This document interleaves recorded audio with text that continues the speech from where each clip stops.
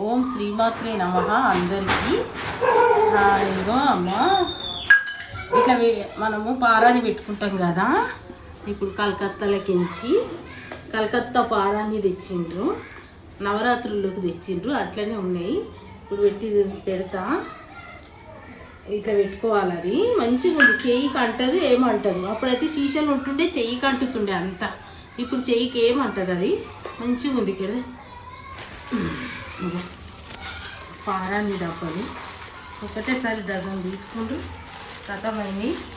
అప్పుడు నవరాత్రులలో పెట్టుకోనికి పెట్టుకుంటాం కదా, అదే పెట్టుకున్నా. మంచిగా ఉంటుంది చూడు. ఇది పెట్టుకోవాలి. అప్పుడు ఇట్లా ఉండకపోతుండే కదా మా కాలంలో. ఇప్పుడు మంచిగా దొరుకుతున్నాయి ఇవి. శుక్రవారం రోజు పసుపు పెట్టుకొని పారాని పెట్టుకొని లక్ష్మీ పూజలు చేస్తే బాగుంటుంది. మీకు లక్ష్మీదేవత మెచ్చిందంటే లక్ష్మీదేవత వరం ఇస్తుంది.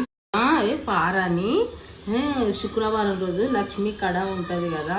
ఆడపిల్లలు అంటేనే ఇంట్లో తిరుగుతుంటే పట్టగోసులు వేసుకొని పారాని పెట్టుకొని తిరుగుతుంటే లక్ష్మీ కళ ఉంటుంది అంటారు కదా.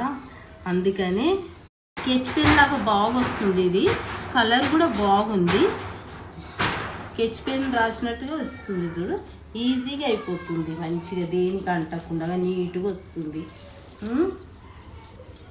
పారాని కలర్ కూడా బాగుంది చూడు. అంతే. బాగుందా అమ్మా? సూపర్గా ఉంది మమ్మీ.